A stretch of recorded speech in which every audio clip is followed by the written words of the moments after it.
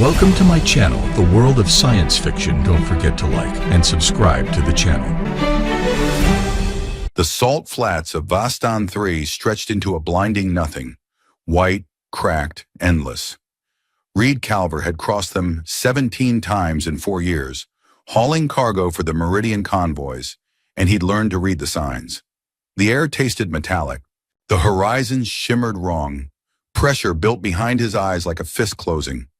Storm coming, the kind that stripped flesh from bone. He should have turned back 2 hours ago, but the shelter beacon had been pinging on his wrist scanner since dawn. Automated distress, probably some idiot prospector who'd wandered too far from the trade routes. Reed had ignored 7 of those calls in the past month. Bodies didn't pay, but something about this one nagged at him. The signal pattern was irregular, cycling on and off like someone was trying to conserve power. Like someone was still alive. The wind picked up, carrying granules of salt that stung his exposed cheeks. He pulled his respirator higher and pushed toward the half-buried cargo shelter, a rusted metal box half swallowed by white crust, its emergency light blinking red through the gathering haze. The door hung crooked on broken hinges. Reed's hand moved to the plasma cutter on his belt. Instinct.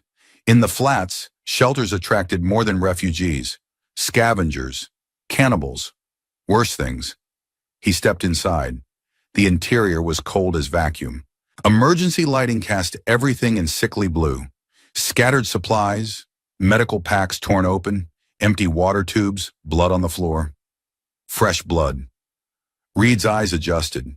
2 silhouettes huddled in the corner. The larger one lay motionless on the ground, blue skin visible through torn clothing. Alien. Kalashi, maybe. He'd seen a few in the northern settlements. Refugees from the mining wars. This one was maybe 15, 16 standard years, unconscious, breathing shallow. The smaller figure moved. A child, Kalashi child, no more than 8 years old, barefoot, wearing rags that might have once been a thermal suit. Her skin was darker blue than her sister's, mottled with cold. She held something in her trembling hands, a weapon cobbled together from rebar and scrap metal, sharp enough to kill if she got lucky. Reed raised his hands slowly, palms out. The child charged. No hesitation, no warning. Just raw survival instinct compressed into 30 kilograms of desperate fury. She was fast, faster than she should have been in her condition, and the improvised spear came up at his throat with shocking precision. The tip pressed against his pulse point. She was shaking so hard the metal vibrated against his skin, but her eyes were steady, feral, certain. "Touch my sister," she hissed, voice cracking from dehydration and cold, "and you will sleep forever." Outside, the wind shifted. Reed heard the howl change pitch, deeper, angrier. The temperature in the shelter dropped 5 degrees in as many seconds. A sandburst slammed into the shelter's eastern wall with the force of an explosion. The whole structure shuddered. Dust and salt crystals rained from the ceiling joints. The storm had hit early. They were trapped. Reed kept his hands raised, his voice low and steady. "I'm not here to hurt you." "You came for our packs," the child spat. Her eyes flicked to a corner where 2 weathered supply bags sat, probably everything they owned in the world. "Everyone comes for our packs." The spear pressed harder. A bead of blood welled where the tip broke his skin. "My name is Reed. I'm a runner for the Meridian convoys. I saw the distress beacon." "Liar." Her chin trembled, but her stance didn't waver. She'd positioned herself between Reed and the unconscious girl, angling her body so he'd have to go through her first. "You're human. Humans don't help Kalashi. You trade us. Sell us to the labor camps. I've seen the cages in your transport ships." Reed glanced past her at the older sister. "Loom," he'd heard the child whisper the name earlier. The girl's lips had gone from blue to gray. Her chest barely moved. "Hypothermia, late stage. Maybe minutes left." "Your sister is freezing to death," Reed said quietly. "She won't make it through the next hour without heat." The child's eyes widened just for a second before the wall went back up. "Don't talk about her. You can't." "Look at her," Reed interrupted, his voice harder now. "Look." The child didn't turn, wouldn't take her eyes off him. But her jaw clenched and Reed saw the knowledge there. the terrible awareness she'd been fighting since he walked in. Her sister was dying. Another gust hammered the shelter. The door groaned against its remaining hinge. Through the gaps, Reed could see the storm wall, a churning white hell that turned air into knives. Visibility was already zero. The temperature would hit -30 within the hour, and the cheap shelter heating had failed long before he arrived. They had two choices: share body heat or freeze separately. The child's spear wavered, just slightly.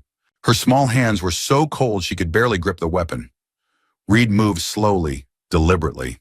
He unclasped his thermal cloak, military grade, worth more than a month's pay, and let it drop to the floor between them. Then he stepped back, hands still raised. "Wrap her in it yourself," he said. "I won't touch her." The child stared at the cloak like it might be poisoned. Her breathing quickened, panic starting to crack through the survivor shell. She was what, 8, 9? Too young to carry this alone. Too young to watch her sister die. "Why?" The word came out broken. "Why would you?" "Because she's dying," Reed said simply, "and you know it." The child's face crumpled. For one terrible moment, she looked exactly like what she was. A terrified little girl holding a useless weapon against a universe that wanted her dead. Then the mask slammed back down, harder than before. She lunged for the cloak, dragging it back to her sister without turning her back on Reed. The spear stayed in one hand. Her movements were jerky, desperate. She wrapped the thermal fabric around Loom's shaking form, tucking it tight around her shoulders and legs. It wouldn't be enough. Reed could see that from here. The older girl's core temperature had dropped too far. The cloak would slow the process, not stop it. The shelter creaked. A support beam somewhere in the ceiling groaned under stress. "She's not warming up," the child whispered. Her hand pressed against Loom's forehead, then her neck, searching for heat that wasn't there. Why isn't she?" "The cloak can't generate heat," Reed said. "It can only hold what's already there, and she doesn't have enough left." The child looked up at him, and Reed saw the exact moment she understood. Her sister needed more than fabric. She needed warmth, living warmth. "No," the child said, but there was no force behind it. Just desperation. "No, I won't let you." "Her heart is slowing," Reed said, keeping his voice clinical, matter of fact. Emotion would break her. Facts might save them. When Kalashi core temperature drops below critical threshold, cardiac function degrades. She's maybe 10 minutes from system failure. "Don't say that," the spear came up again, but the child's hand was shaking too hard to aim. "Don't you dare, she won't." Loom's breathing hitched, once, twice, then stopped for a 3 count that felt like falling off a cliff. The child screamed her sister's name. Reed crossed the distance in 2 strides. The spear jabbed at his throat, but Reed caught the child's wrist, not hard, just firm enough to redirect the blade down and away. She fought him, kicking, scratching, making sounds that weren't quite words, but he held on. "Listen to me," he said, his face inches from hers. "Listen, your sister needs body heat, shared warmth. It's the only thing that will keep her alive until the storm passes. You'll hurt her. I won't," Reed said. "But if you don't let me help, she dies. Right now. Right here. You choose." The child went rigid. Her eyes were wild, darting between Reed's face and her sister's prone form. Loom had started breathing again, but the intervals were wrong, too shallow, too far apart. "How do I know?" the child whispered. "How do I know you won't?" "You don't." Reed released her wrist and stepped back. "But you're out of options." The silence stretched. Outside, the storm howled like something alive and hungry. Inside, Loom's breathing rattled in her chest. The child looked at her sister, at Reed, at the spear in her trembling hand. Then she lowered the weapon. "If you hurt her," she said, and her voice had gone quiet and flat and infinitely more dangerous than before, "I will find a way to make you suffer. I don't care how small I am. I will make you scream." Reed believed her. He sat down on the cold floor, his back against the wall. Reached for Loom carefully, giving the child time to react.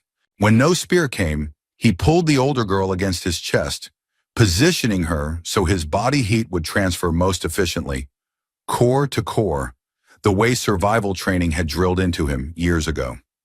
The child watched, her whole body coiled tight, ready to strike. Come here, Reed said gently. Body heat transfers better with surface contact on both sides. Like a thermal sandwich, the child finished, her voice small. Loom taught me. Back when we had thermal suits that worked. She moved forward, hesitant. Each step a negotiation between hope and terror. Finally, she crawled in, pressing herself against her sister's back, completing the triangle of warmth. For the first time since Reed had entered the shelter, the spear touched the ground. They sat like that, 3 bodies sharing heat in the dark. Loom's breathing began to even out. Color slowly, agonizingly, slowly crept back into her lips. The child's own shivering started to ease as warmth transferred through the layers. Minutes passed. The storm raged outside. My name is Sierra, the child said suddenly. You were right. She was dying. Her voice cracked. Thank you. Reed didn't answer. Didn't know how. He'd spent 4 years running cargo across Vistan 3, keeping his head down, asking no questions, forming no attachments. The flats taught you that caring about people got you killed. So why had he walked into this shelter? Sierra shifted against her sister's back, and Reed felt a small tremor that ran through her. Not cold. Something else. Why are you helping us? She whispered. Reed stared at the far wall, at the shadows cast by the failing emergency lights. He thought about the children he'd seen in cages at the labor depots. Blue-skinned, broken, sold. I don't know, he said finally. Sierra was quiet for a long moment. Then, in the camps, the humans told us our people were vermin. Worthless. Reed said nothing. But Loom never believed them, Sierra continued. She said some humans were different, that we just had to survive long enough to find them. She laughed, bitter and far too old for her age. I thought she was stupid. Maybe she was right, Reed said. Then why are you here? Before Reed could answer, something scraped against the shelter's outer wall. Soft, deliberate, not wind. Reed's hand moved to his belt, froze, listened. The scraping stopped. Silence pressed down like weight. Then from somewhere in the storm, a low vibration rolled through the metal frame. Too rhythmic to be natural, too patient to be random. Something was testing the shelter, searching for a way in. The wind outside had been a constant roar for the past 20 minutes. A wall of sound that battered the walls and leaked through every gap in the structure. But now it was louder, deeper, not the wind, something else. A low, resonant groan rolled through the storm. Metal scraping against metal. Deliberate, searching. Reed's blood went cold. Sierra went rigid against her sister. No, she breathed. No, no, no. What is it? Reed whispered. But Sierra's face had gone blank with animal terror, and Reed understood before she could answer. Something had found them, something that hunted in the storms. The metallic groan came again, closer, deep bass that Reed felt in his chest. Not the storm. White crawler, Sierra breathed. They feel vibrations, smell blood. Reed's eyes snapped to the dark stain where Loom had been lying. Fresh blood, a beacon. Don't moo, he mouthed. Sierra nodded, hand clamped over Loom's mouth. The scraping moved along the eastern wall, slow, testing. Reed could picture it, massive, pale, evolved for the flats. Blind scavengers with armor thick enough to shrug off plasma fire. They fed on anything organic. The scraping stopped. Silence. Reed counted heartbeats. 10, 20. The entire shelter shook as something slammed into the northern wall. Sierra jerked but didn't scream, bit down on her own hand instead. Loom stirred, waking, and Sierra pressed her face against her chest, muffling sound. Another impact. Rivets popped. The door shifted inward 6 inches. Through the gap, Reed saw it. Flash of white, textured like bone. A sensory tendril snaked through, swaying, tasting their presence. The crawler knew. It was deciding how to get in. Reed grabbed the steel rod near the entrance. His only weapon against something that size, like fighting a tank with a pocket knife. The tendril withdrew. The creature backed up, weight shifting on salt crust outside, going to ram the door. Reed positioned himself between the door and the girls, weight on his toes. When it breaks through, he whispered, you run behind me. You'll die, Sierra mouthed. Maybe. The scraping stopped. The world held its breath. The crawler charged. The impact was catastrophic. The door exploded inward in a spray of metal fragments and crystallized salt. The creature came with it, 6 meters of pale, segmented nightmare, its head a mass of grinding mandibles and empty sensory pits. It moved with horrible speed for something so large, its multiple legs scrabbling for purchase on the shelter floor. Reed swung the steel rod at its head, connected. The impact jarred his arms but barely registered to the creature. It turned toward him, mandibles spreading, rows of serrated teeth designed to crush bone. He swung again. Missed. The crawler's front leg caught him in the chest and sent him flying. He hit the far wall. Stars exploded in his vision. His weapon clattered away. Through the ringing in his ears, he heard Sierra scream. Not in fear, in rage. Reed's vision swam.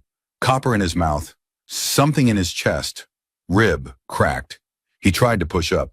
His arms wouldn't cooperate. The crawler turned toward Loom, drawn by her blood. Sierra stood in front of her sister, impossibly small. She held her tiny spear in both hands. No! Reed tried to shout. Came out as a wheeze. Sierra, run! She didn't run. She charged. The child launched herself at 6 meters of armored death with nothing but sharpened rebar and absolute certainty she would not let her sister die. She was too small to reach its head, so she went for its legs, jamming the spear into the joint where chitin met soft tissue.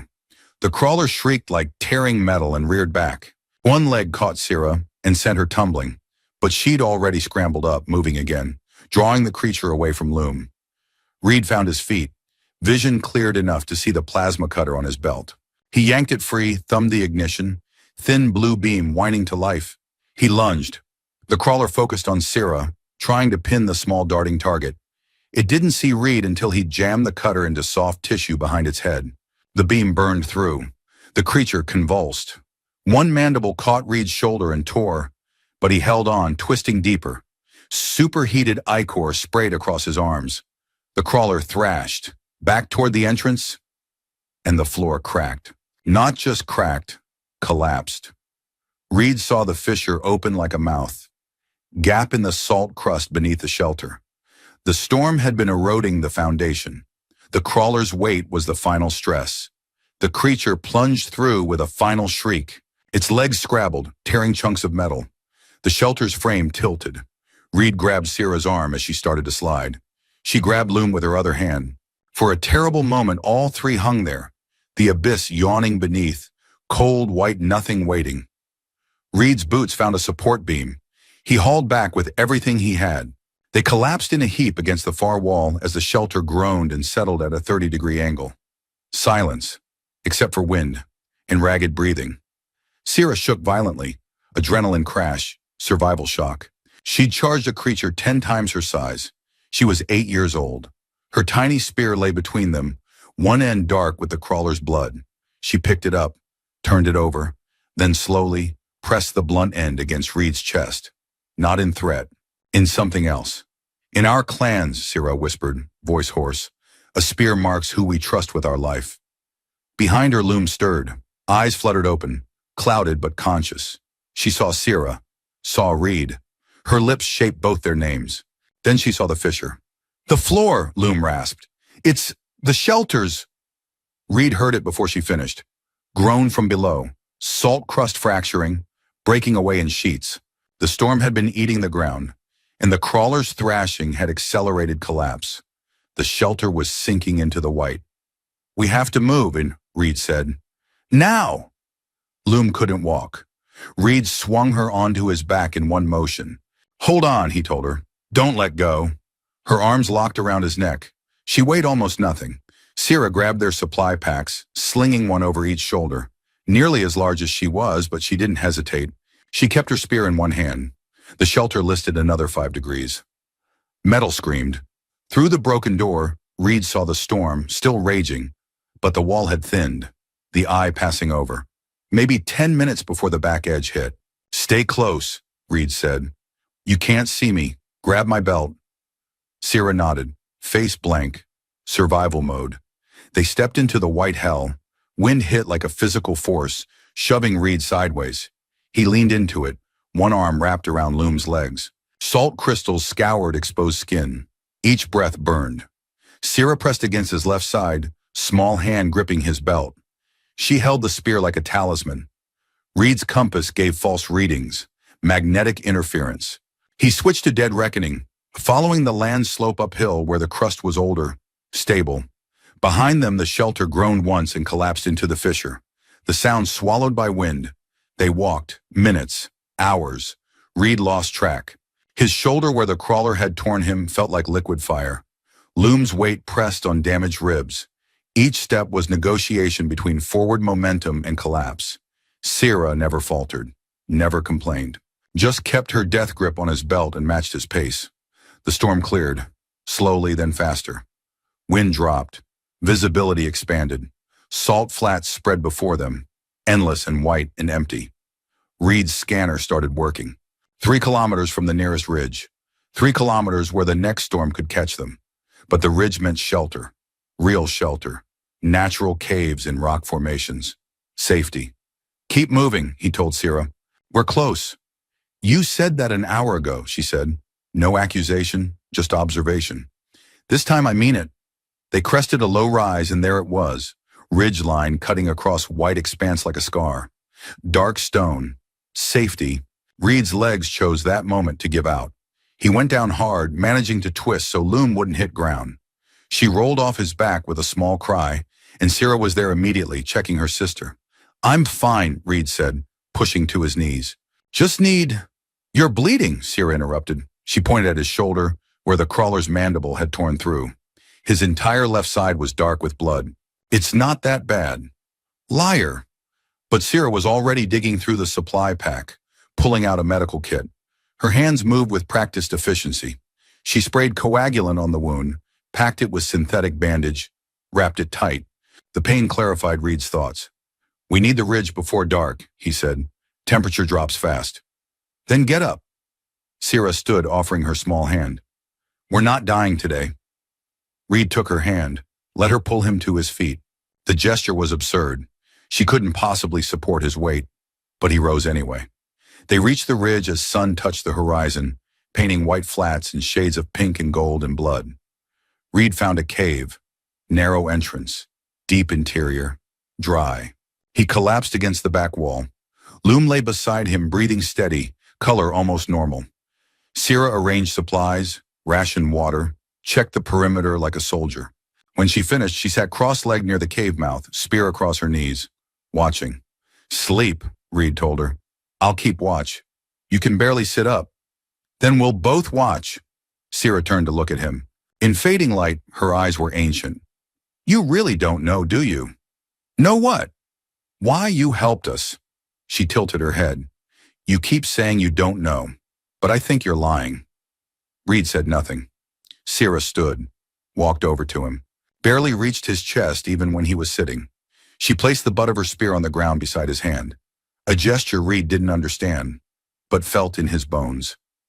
You carried her through the white hell, Sierra said softly. And me, even when I wanted you dead. I told you.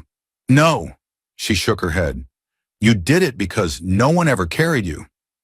The words hit harder than the crawler had. Reed felt something crack in his chest, not a rib, something deeper, something he'd spent 4 years building walls around. He'd been alone since the colony wars, since he'd watched his unit burn while he was off planet, since he'd learned that attachment meant grief and grief meant weakness. So he'd stopped caring, stopped connecting, become a runner, anonymous, invisible, untouchable, until a distress beacon pinged, until a child pressed a spear to his throat, until he made a choice. Sierra touched the spear to his shoulder, lightly, gently, protectively. In our clans, she said, when you save someone's life, they become your family. Even if you're not the same blood, even if you're not the same species. Reed looked at her, at Loom, sleeping peacefully, at the spear, crude weapon made from scraps, carried with more honor than any blade he'd seen. I don't have a family, he said. You do now. Sierra sat beside him, back against the cave wall, matching his posture. Whether you want one or not. Outside, first stars emerged over white flats. The storm had passed.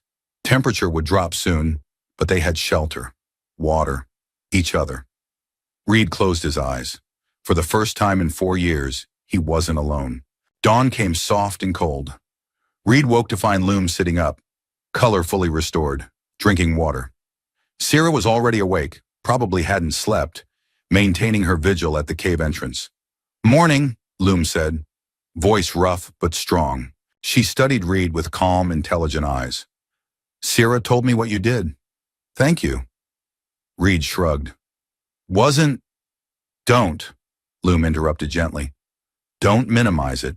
You stayed. You fought. You carried us." She glanced at her sister. "She trusts you. That's not something Sierra gives easily."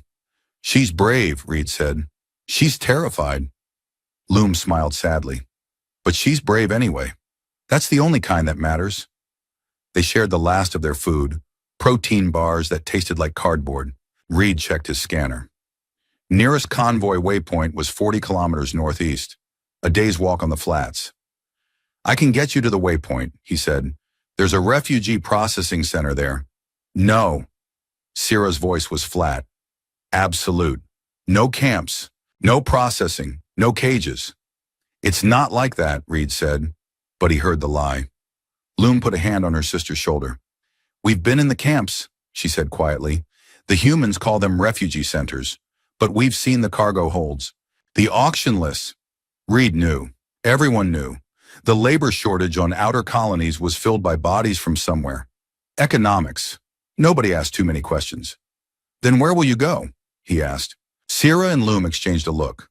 Silent communication that only happened between people who'd survived together. "There's a settlement," Loom said. "In the north. Free Kalashi, independent." She pulled a small data chip from inside her shirt. "Our mother gave us coordinates before she died. Said if we could reach it, we'd be safe." "How far?" 500 kilometers, through the deep flats." Reed whistled low. "That's 3 weeks on foot. And the deep flats." He stopped. "No point listing all the ways they'd die." "We'll make it," Sierra said. "We've survived this long." "With luck?" Reed said. "With stubbornness." Sierra's mouth quirked. "We're very stubborn." Reed looked at them.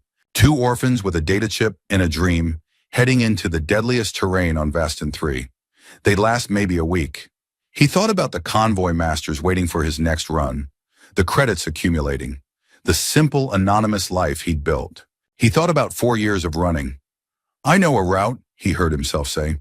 "Through the canyons, avoids most of the deep flat, cuts the distance to maybe 400 kilometers. Still dangerous, but better odds." Sierra's eyes widened. "You're coming with us?" "Someone has to keep you alive." Reed stood, testing his injured shoulder. Still painful, but functional. "And I know the terrain. You don't." "We can't pay you," Loom said softly. "Didn't ask you to." Sierra looked at her spear, at Reed. Then she did something unexpected. She held the weapon out to him, horizontal, both hands supporting it. "In our clans," she said, "when you join a family, you share weapons, so you can protect each other." Reed stared at the crude spear. Then slowly, carefully, he drew his plasma cutter and laid it across his palms the same way. They exchanged weapons.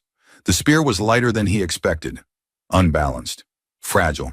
But when he gripped it, he felt the weight of what it represented, trust earned in blood and storm and survival. Sierra held the plasma cutter like it was made of glass. She turned it over, studying it. Then she looked up at Reed with fierce determination. "Teach me," she said. "Teach me to fight, to survive, to protect Loom." She paused. "Teach me to be like you." "I'm not," Reed started, then stopped. Looked at this child who'd charged a crawler without hesitation, who'd kept her sister alive through things that would break most adults. "Okay," he said. "I'll teach you." They walked north. Sun climbed higher, warming the salt flats until they shimmered. Reed set a steady pace. Sierra walked beside him, asking questions about the terrain, weather patterns, how to read the salt crust for weak spots. Loom walked behind them, stronger now but still recovering, quiet and watchful. Reed answered every question, showed her how to test the ground with her spear before committing weight, how to navigate by sun when scanners failed, how to spot thermal vents that meant unstable ground beneath.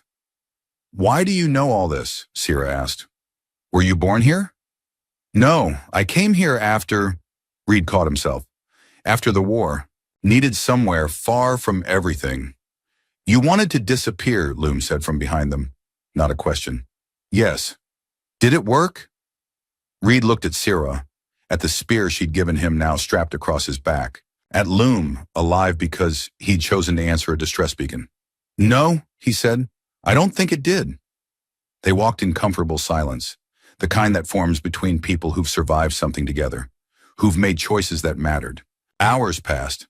The landscape changed.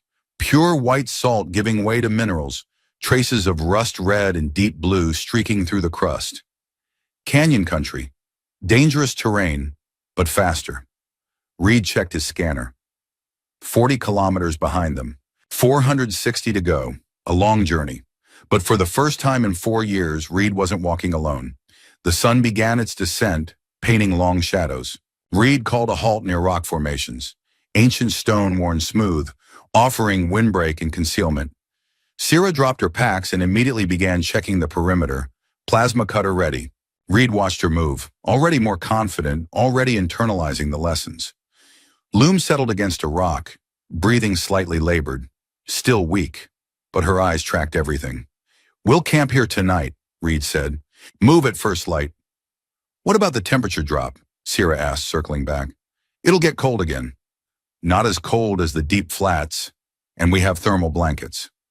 Reed began unpacking supplies, rationing their remaining food and water. We'll share body heat if we need to. Sierra nodded, no hesitation now. Trust established. They ate in silence. More protein bars, water purification tablets making the brackish liquid from their bottles almost drinkable. Not much. Not enough for the journey ahead, but enough for tonight. As darkness fell, Loom spoke quietly. Tell me about the settlement. Do you know it? Reed hesitated. I've heard rumors. Free Kalashi, independent from both human colonies and clan homeworlds. They supposedly salvage tech, trade with some outer settlements, stay hidden. But you've never seen it. No. So it might not exist. It might not, Reed admitted. But your mother believed it did. That's worth something. Loom smiled sadly.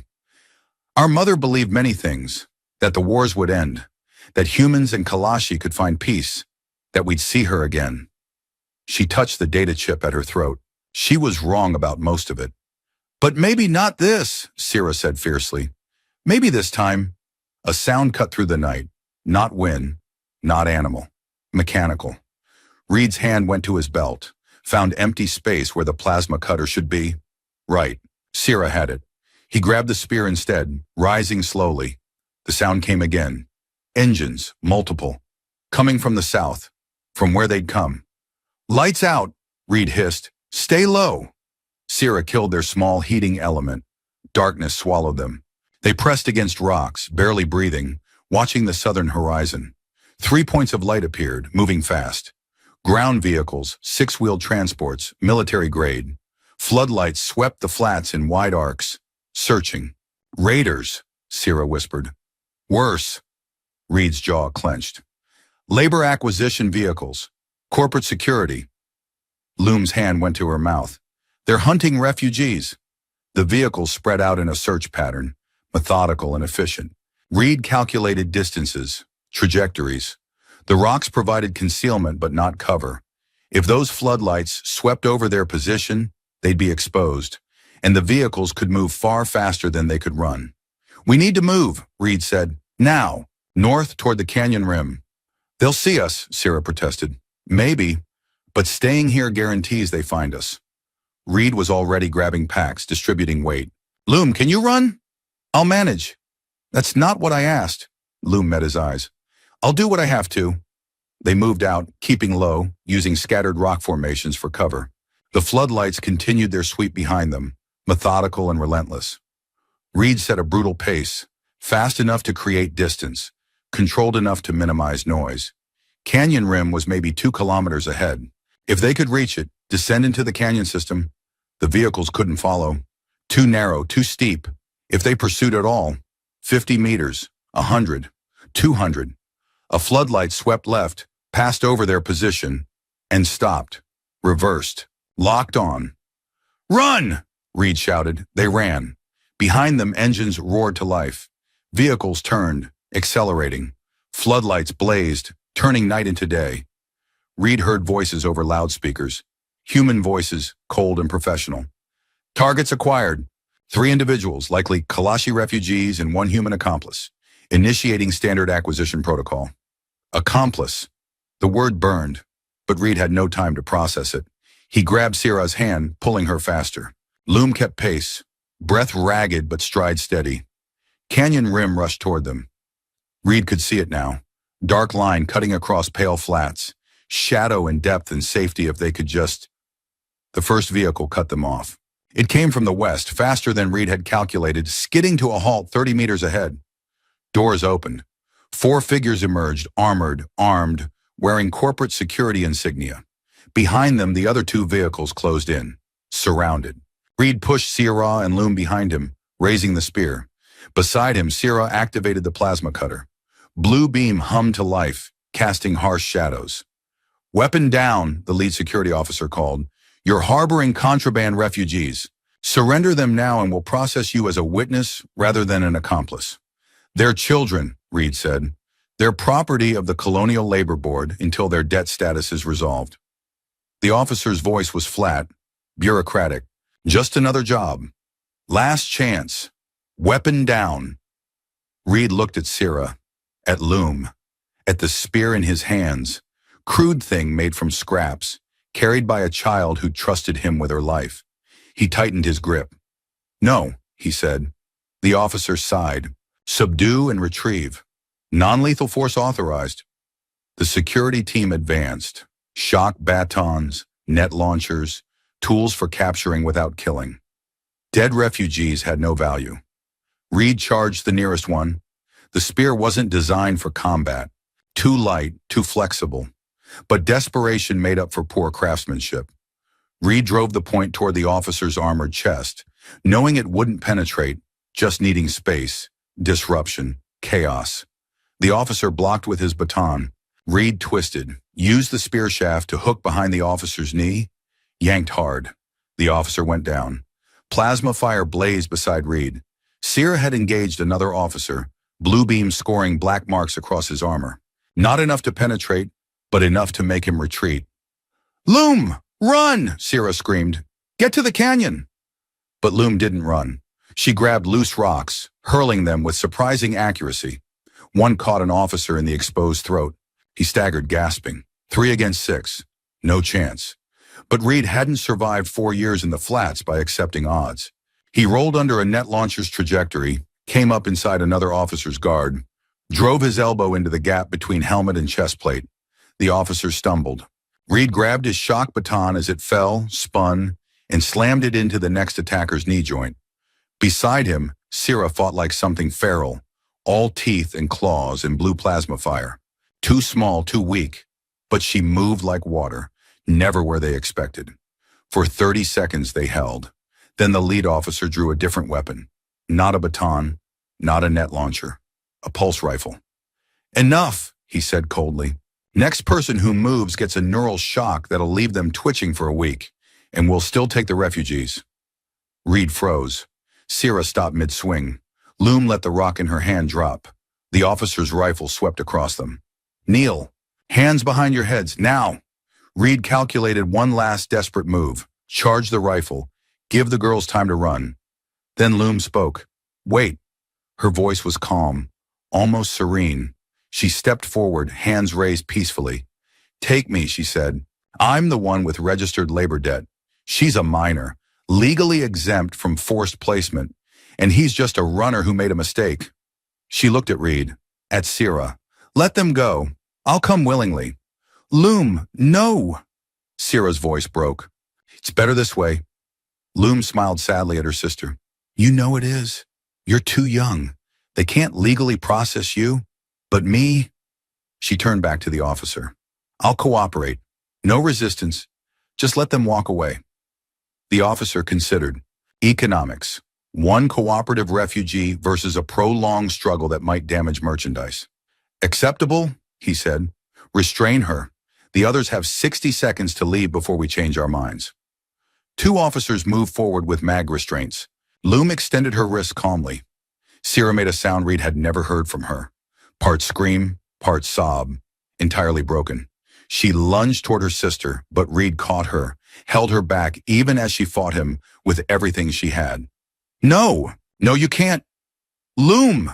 Live, Loom said softly, eyes locked on her sister. Promise me. Live and be free. The restraints clicked shut. They dragged Loom toward the vehicle. Reed pulled Sierra back, step by agonizing step, toward the canyon rim. She fought him the whole way, screaming her sister's name, but Reed held tight because this was what Loom wanted. This was the sacrifice she'd chosen. The security team loaded Loom into the transport. Doors sealed, engines engaged. 10 seconds, the officer called. Then we reconsider our arrangement. Reed reached the canyon rim. The drop was steep but manageable. Loose scree and rock faces with handholds. Below, darkness and safety. He looked at Sierra. Her face was wet with tears, twisted with anguish. She still held the plasma cutter. For 3 heartbeats, neither of them moved. Her hand trembled on the weapon. Blue light flickered across her face. 8 years old and holding a choice. Stay and die fighting, or run and live. Her fingers tightened on the grip. Don't, Reed said quietly. Silence pressed down. Not her. Sierra's hand went slack. The plasma cutter nearly slipped from her grip. Then she did something that broke him. She pressed the weapon into his palm, closing his fingers around it, giving back what he'd given her, trusting him to carry what she couldn't. She's gone, Sierra whispered. I let them take her. You survived, Reed said. That's what she wanted. Time's up, the officer called. Reed didn't wait. He grabbed Sierra and jumped. They hit the scree slope hard, sliding and tumbling down into the canyon's darkness. Rocks tore at clothes and skin. Reed wrapped himself around Sierra, taking the impact on his back and shoulders. They hit bottom in a cloud of dust and pain. Above, floodlights swept the canyon rim. Voices shouted, but the vehicles couldn't follow, and pursuit on foot into unknown canyon terrain at night was too risky for a single recovered refugee. Economics again. The lights withdrew. The engines faded. Silence. Reed lay on his back, staring up at the stars visible through the canyon opening. Every part of him hurt. His shoulder had torn open again. His ribs screamed. Beside him, Sierra curled into a ball. She didn't cry like a child cries. She broke like glass. Quiet, sharp, too old. Her whole body shook. Her hands pressed against her mouth, trying to hold the sound in, but it escaped anyway. Small, broken gasps that had nowhere else to go. Reed wanted to tell her it would be okay, that they'd get Loom back, that this wasn't forever, but he'd already lied enough. So he sat up, ribs shrieking in protest, and pulled Sierra against his chest. She fought him for half a second, then collapsed completely, her small frame racked with shudders that weren't just grief. Shock, system overload, the body's response to watching everything you love get taken. Her breathing hitched, stopped, started again too fast. Breathe, Reed said quietly. Sierra, breathe. She gasped like drowning. In, hold, out. She tried, failed. Her vision was going dark at the edges. He could see it in her eyes. Stay with me, Reed said, gripping her shoulders. Don't leave. Stay. She sucked in air. Once, twice. The shaking began to slow. They sat like that, Reed holding her together while she fell apart. Minutes passed. The stars wheeled overhead. Finally, Sierra's breathing steadied. Her body stopped shaking. She pulled back slightly, looking at Reed with eyes that were ancient and empty and too aware. She's gone, Sierra whispered. Reed nodded. I let them take her. You survived, Reed said. That's what she wanted. I don't want to survive. Sierra's voice cracked. Not without her. Not alone. You're not alone. She looked at him like he'd spoken a language she didn't understand. Then exhaustion took her. Her eyes rolled back, and she slumped against him, unconscious. Reed caught her, checked her pulse, fast but steady. Shock finally claiming what grief couldn't. He laid her down gently, then checked their situation. The canyon was deep, dark. No obvious pursuit, but they'd lost the supply packs in the run. Everything except what they carried. Reed had his belt tools. Sierra still had the plasma cutter clutched in one hand, even in unconsciousness. No food, no water, no medical supplies. And his shoulder was bleeding again. Reed pressed his hand against the wound, feeling warm blood seep through his fingers. The infection would come back. Probably worse this time. They had maybe 2 days before he couldn't walk anymore. And 400 kilometers still to go. Dawn found them still in the canyon. Sierra woke slowly, her eyes swollen but dry. She sat up, taking inventory with the same methodical precision her sister had shown. "We lost the packs," she said quietly. "All our supplies." Reed nodded. His belt still held basic tools.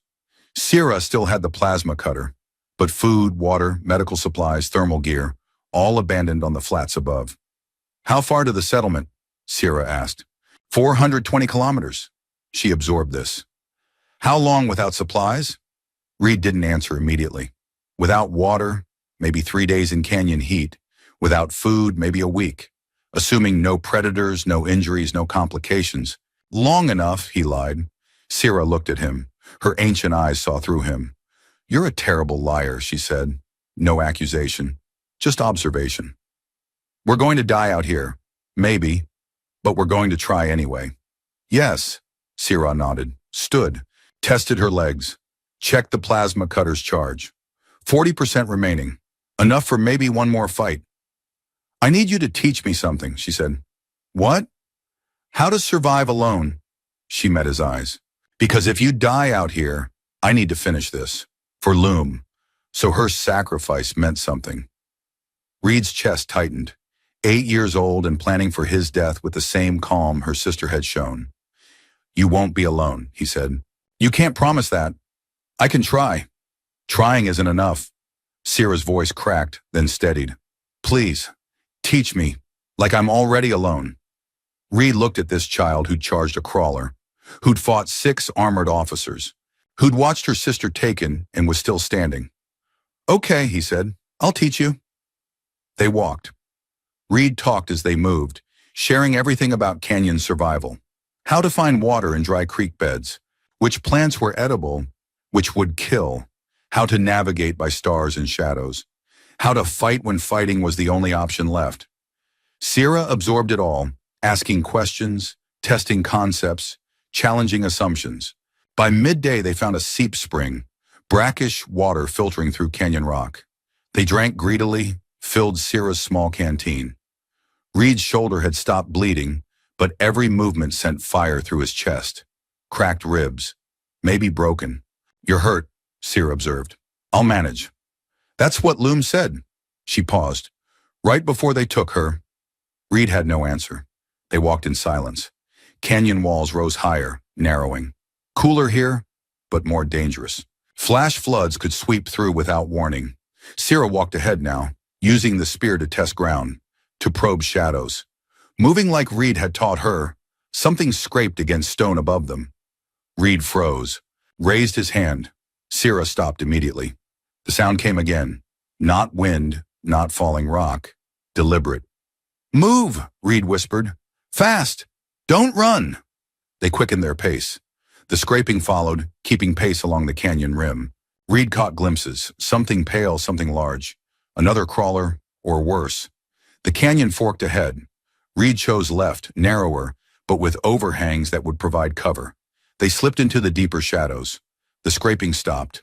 They waited, breathing shallow, listening. Minutes passed. Nothing. "It's gone," Sierra whispered. "Maybe." Reed didn't move yet. Or it's patient. They stayed frozen for another 10 minutes before continuing, moving deeper into the canyon system where larger predators couldn't follow.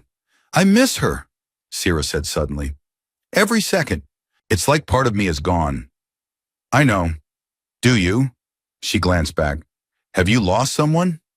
Reed thought about his unit, about the orbital strike, about choosing to survive when maybe he shouldn't have. "Yes," he said quietly. "Does it get easier?" "No, but you learn to carry it."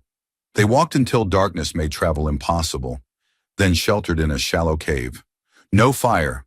Smoke would be visible for kilometers. They huddled together for warmth as the temperature dropped. "Tell me about them," Sierra said. "The people you lost." Reed didn't want to open those wounds. But Sierra had shared her grief with him. Fair was fair. My unit, he said. Military, Colony Defense Force. 12 of us. We were good. Really good. He paused. I was on a supply run when the strike hit. Watched from orbit as the payload came down. Watched them burn. Sierra was quiet for a long moment. Then, did you try to go back? Yes, but I was too far. Too late. So you ran instead.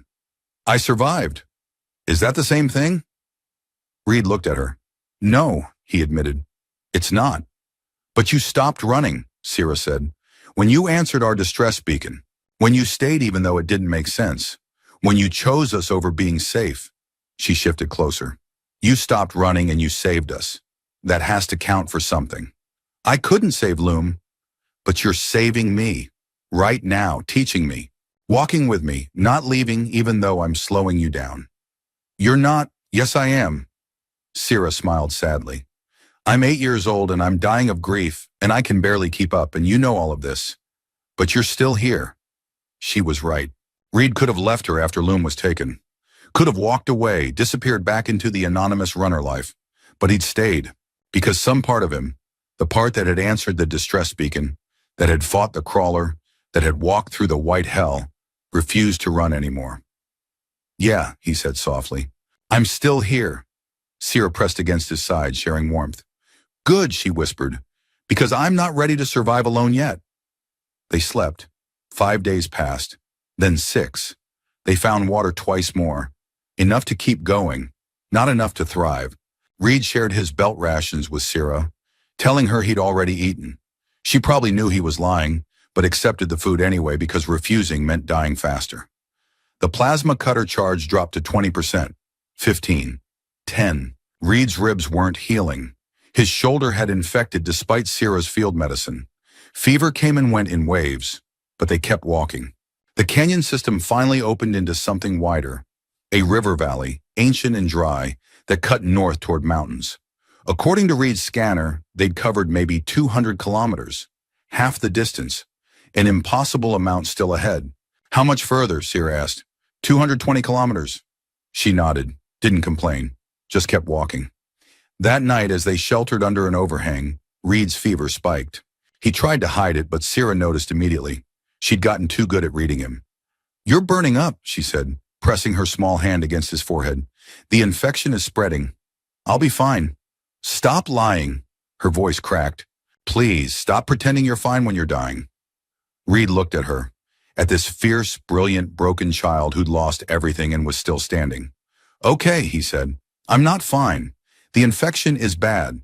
Without proper antibiotics, it'll probably kill me in another few days. Sierra's face crumpled, but she didn't cry. She'd run out of tears somewhere in the past week. Then we need to move faster, she said. Get you to the settlement before... Sierra, Reed caught her hand. Even if we moved twice as fast, even if we ran the whole way, it wouldn't matter. I'm too far gone. No. Yes. He squeezed her hand gently. But that doesn't mean you have to stop. You keep going. You reach the settlement. You find people who... No! The word exploded out of her. I won't. I won't lose you too. I won't survive alone. I won't. You have to. Why? Give me one reason why I should keep walking when everyone I love is gone. Reed didn't have an answer, not a good one. Survival for survival's sake seemed hollow when everything that made living worthwhile had been stripped away. But then he thought about Loom, offering herself to the security team so her sister could escape. He thought about his unit, burning in orbit while he survived. He thought about carrying on not because it made sense, but because the people you loved had paid for your survival with their own. Because Loom gave you a chance, he said quietly, and throwing it away means her sacrifice meant nothing. You live because she can't. You reach the settlement because she wanted you free. He paused. You survive because that's what love demands. Sierra was shaking. I don't want to. I know. I want to stay here, with you, even if it means dying. I know that too. Reed pulled her against his chest, his fever-hot arms wrapping around her small frame. But you're going to walk away anyway. Tomorrow morning. You're going to take the canteen and the plasma cutter and my scanner, and you're going to follow the river valley north until you see the mountains. Then you're going to find the settlement and tell them about your sister, about the security teams, about everything. He felt her tears soaking into his shirt. You're going to live, for both of us. You're an asshole, Sierra whispered. Yeah. Reed smiled despite the fever. I am. They sat like that for a long time. Reed's fever climbed higher. His vision started to blur at the edges. He could feel the infection spreading, could feel his body beginning to shut down. But Sierra stayed pressed against his chest, and that was enough. Tomorrow she'd walk away. Tonight they had this.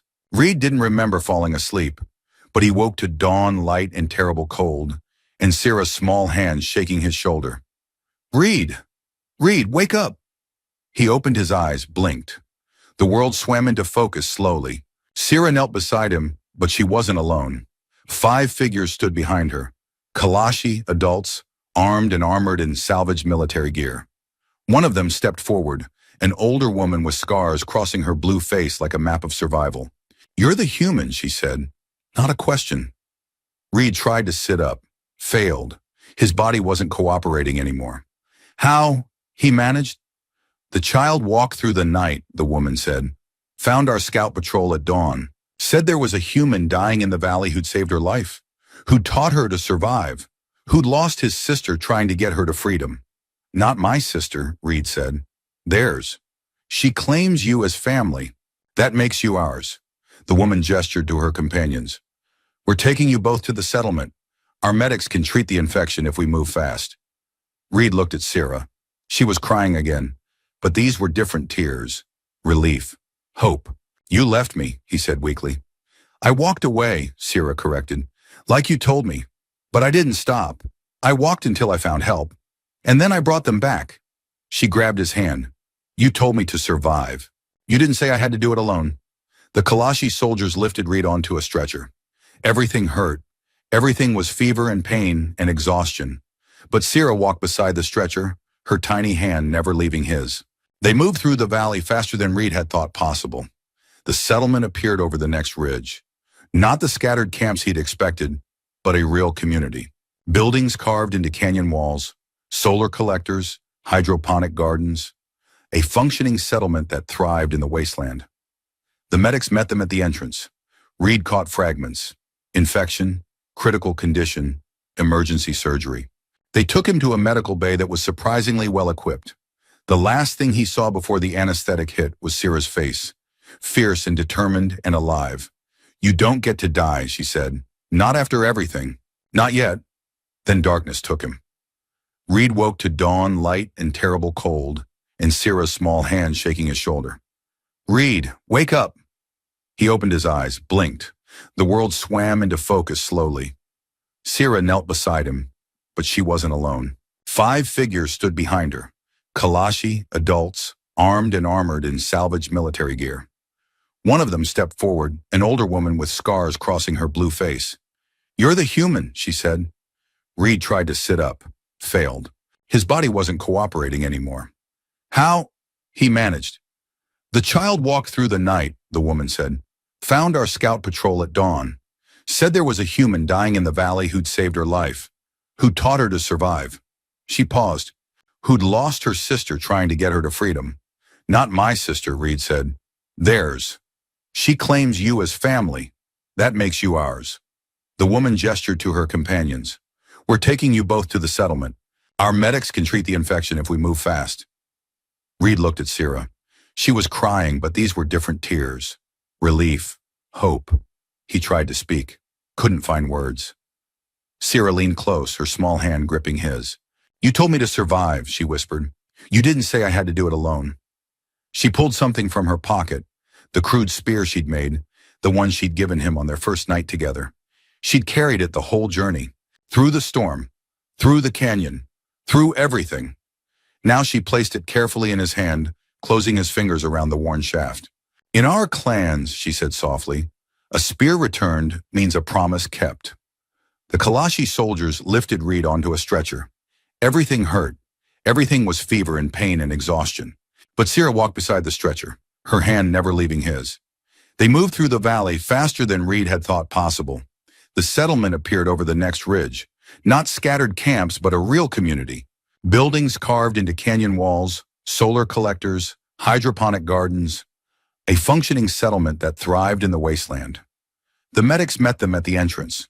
Reed caught fragments: infection, critical condition, emergency surgery.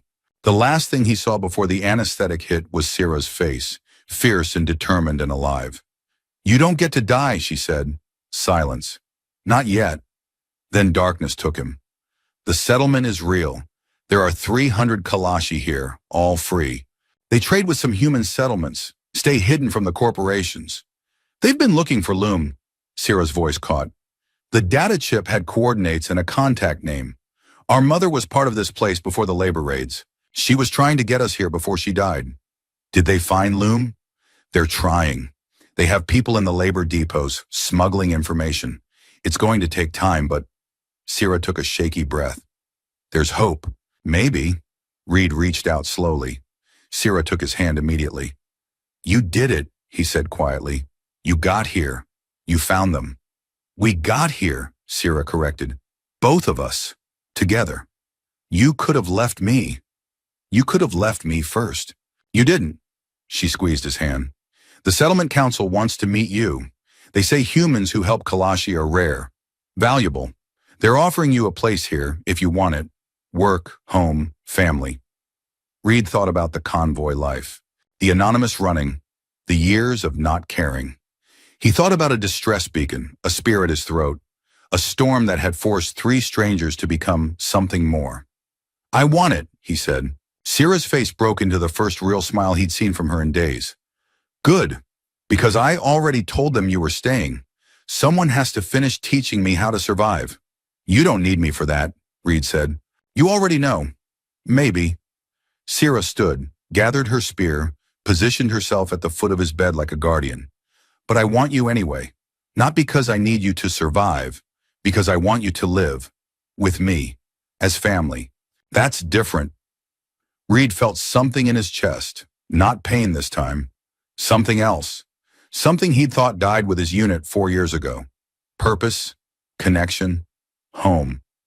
"Yeah," he said softly. "It is." 3 months later, Reed stood on the settlement's observation deck watching the sun set over the canyon lands. His shoulder had healed. His ribs no longer ached. The fever dreams had finally stopped. Footsteps approached. He didn't need to turn to know who it was. "They found her," Sierra said. Reed's heart stopped. "Loom?" "They smuggled information out of the labor depot.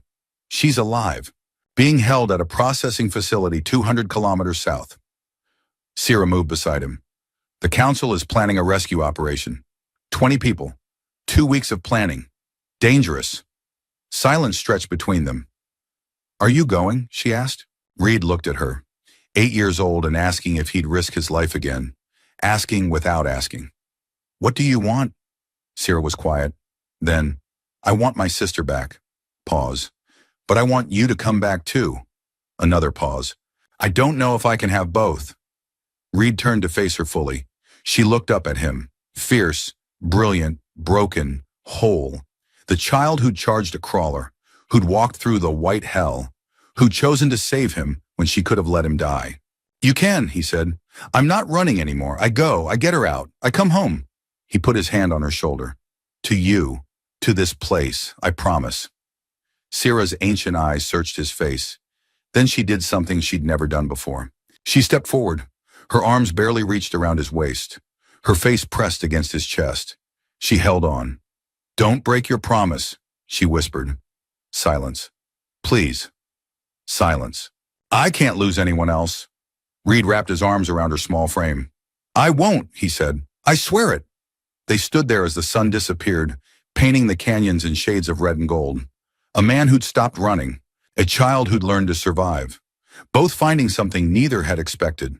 Not bound by blood or species, but by choice, by sacrifice, by a spear offered in trust and accepted in return. By walking through the white hell together and choosing, again and again, not to let go. The rescue operation launched at dawn. Reed went with the team, 20 Kalashi soldiers and 1 human runner who'd finally found something worth fighting for. They moved fast through the canyon lands, using routes only locals knew, avoiding corporate security patrols. The processing facility was a brutal concrete block rising from the salt flats, surrounded by walls, guarded by automated defenses and human security forces. Inside, hundreds of Kalashi refugees waited for processing. Loom was in Block 7, according to intelligence. 4th floor, Cell 47. The team had planned for weeks. They knew guard rotations, weak points in the security grid, timing windows when shift changes created gaps. They went in at midnight. Reed moved with the assault team through underground maintenance tunnels. They'd disabled alarms 20 minutes ago. Security hadn't noticed yet. Block 7's entrance appeared ahead. Reed felt his heart hammering. He'd promised Sierra he'd come back, promised he'd bring Loom home. Time to keep those promises. The door breached. The team flowed inside. Cells lined both sides of the corridor. Kalashi refugees looked up with hollow eyes. Cell 47. Reed cut through the electronic lock with his plasma cutter. A new one, fully charged. The door slid open. Loom looked up from the narrow bench. 3 months in captivity had thinned her, bruised her, but her eyes were still clear. Still alive. She saw Reed and her expression shattered. "You," she whispered. "How?" "Your sister sent me," Reed said, extending his hand. "Time to go home." Loom took his hand. They ran.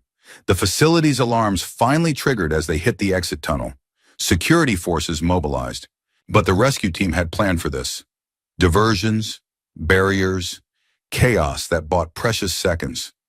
They emerged into the salt flats at a dead run. Corporate security vehicles roared to life behind them, floodlights blazing. But the canyonlands were close. And in the canyons, locals had every advantage. They made it. Bleeding, exhausted, but complete. Reed looked at Loom as they descended into safe darkness. "Sierra's waiting for you," he said. "She never stopped believing we'd get you back." Loom's eyes filled with tears. "I know," she whispered. "That's what kept me alive." The settlement erupted when they returned. Sierra saw them coming from the observation deck. Reed watched her spot Loom in the group, watched her face transform from tense, waiting to explosive joy. She was running before anyone could stop her, sprinting down the canyon paths, leaping obstacles, moving with that feral speed. "Loom!" The scream echoed through canyons. Loom broke from the group, running to meet her sister. They collided in the middle of the path, Sierra launching herself into Loom's arms, both of them crying and laughing and holding on. Reed stopped walking. Let the moment belong to them. The rescue team moved past him toward the settlement, but Reed stayed where he was, watching two sisters reunited, watching the family he'd helped keep alive become whole. Sierra looked up from Loom's embrace. Her eyes found Reed's across the distance. Then she pulled Loom by the hand, running back to him. "You kept your promise," Sierra said, face streaked with tears but radiant. "You brought her home." "We brought her home," Reed corrected. "All of us."